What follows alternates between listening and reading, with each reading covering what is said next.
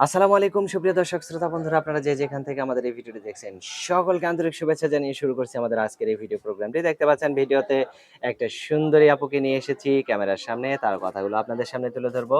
এই আপুটি কেন আসছেন ভিডিওর সামনে, চলুন শুনে আসি। আসসালামু আলাইকুম আপু, ওয়ালাইকুম আসসালাম। কেমন আছেন আপনি? আলহামদুলিল্লাহ ভালো আছি। আপনার নাম কি আপু? আমার নাম কাজল। কাজল? জি। কাজল কালো ওই দুটি চোখ, ও না, চোখে যেন পড়ে না নজর। তো আপু, আপনার স্বামী আছে? না আমার বিবাহ হয় নাই। এখনো বিয়ে হয় নাই? না। সত্যি বিয়ে হয় নাই? হ্যাঁ ভাই সত্যি বিয়ে হয় নাই। মন থেকে বলতেছেন হ্যাঁ, তো? মন থেকে বলতেছি বিয়ে আচ্ছা, হয় নাই। আপনার বয়স কত? আমার বয়স কত? 19 হইব। 19 হইব? জি।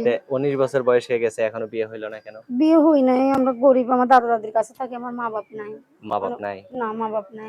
দাদা দাদির কাছে থাকেন? হ্যাঁ, বাবাটা মারা গেছে। এখন মা নাই। কেউই নেই। আমি দাদা দাদির কাছে মানুষ হইছি। অনেক কষ্টে মানুষ হইছি। আচ্ছা, আপনার ভাই বোন বলতে আপনি একাই? আমি একাই, কেউ নাই। আপনার এখন বিয়ের বয়স তো হয়ে গেছে, তো বিয়ে বসতে হবে না? অবশ্যই হবে বলে আমি আইছি প্রতিবেদনে। তা আপনি যদি গরিব যেইখানে দেখে কোনো ভাই আমার পাশে দাঁড়া। আপনি যেখানে থাকেন সেখানে কেউ পছন্দ করে না? পছন্দ তো অনেকেই করে। কিন্তু তাহলে ভাই আমরা ওই যে গরিব, আমার দাদা রিক্সা চালায়, অনেক কষ্ট হয় বলে আমাদের কেউ পাশে দাঁড়াইতে চায় না। আপনি কোনো কাজ হ্যাঁ, করেন? আমি কোনো কাজ করি না। মানে দাদাই রিক্সা চালায়, কষ্ট হ্যাঁ, করে আপনারা চালায়, আর আপনি হ্যাঁ। শুধু বসে বসে আমি থেকে খান? যাইতে চাই, আমার দাদা যাইতে দেয় না। ও গোপালা আচ্ছা এলাকার আচ্ছা আচ্ছা, ঢাকার এখন পরিস্থিতি দেশে গুনে আয়া পড়ছি, ঢাকার পরিস্থিতি ভালো না, তুমি কোথাও যাইও না। আচ্ছা, মানে তার জন্য যাইতে নাতিনরে দেয় না। বসায় বসায় খাওয়াইবো, তারপরও নাতিনের যাতে কোনো সমস্যা না হয় এটা সে চায় না। জি, আর আচ্ছা। তারপরে আমার ভালো লাগে না বুড়া বুড়িদের কষ্ট দেখে। অনেক বছরই তো কষ্ট করে হ্যাঁ, হ্যাঁ, পাললো। হ্যাঁ, হ্যাঁ, হ্যাঁ। ছোট কাল থেকেই পালতেছে। আচ্ছা। তো এখন আপনাকে যদি কেউ বিয়ে করতে চায়, কিরকম, মানে পুরুষ মানুষটা কিরকম হইতে হবে? সে পুরুষটা কেমন হইতে হবে? যেরকমই হোক ভাই, শুধু আমার দায়িত্ব নিলে হইব।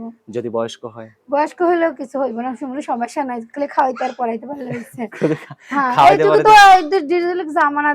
বুড়া মানুষের কাছে তো জোয়ান ছেলেরা বিয়ে কইতাছে। ২ মুঠো খাওয়ার লেগে একটা ভবিষ্যৎ গড়ার জন্য। আচ্ছা, এ আচ্ছা, আচ্ছা, আমরা আচ্ছা। গরিব ঘরের মেয়েরা আমরা আর কি করব ভাই?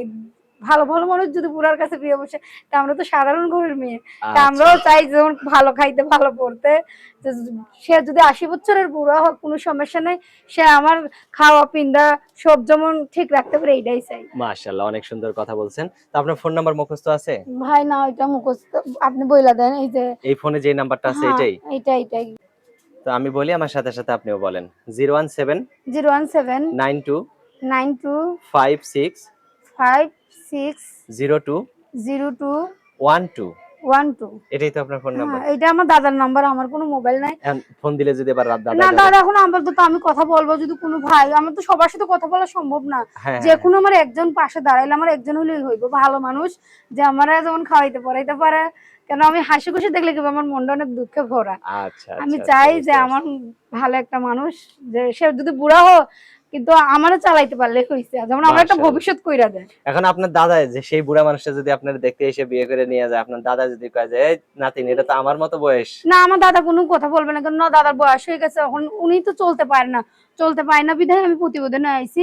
কোনো আচ্ছা, আচ্ছা, ওদিক দিয়ে আচ্ছা। কোনো সমস্যা হইব না। সে আচ্ছা, শুধু আমার দায়িত্ব নিলে হইব। আচ্ছা। ঠিক আছে আপু, ভালো থাকবেন, হ্যাঁ? আচ্ছা, প্রিয় আপনাকে ভালো দর্শক, থাকবেন। আপনারা ভালো থাকবেন। আল্লাহ হাফেজ।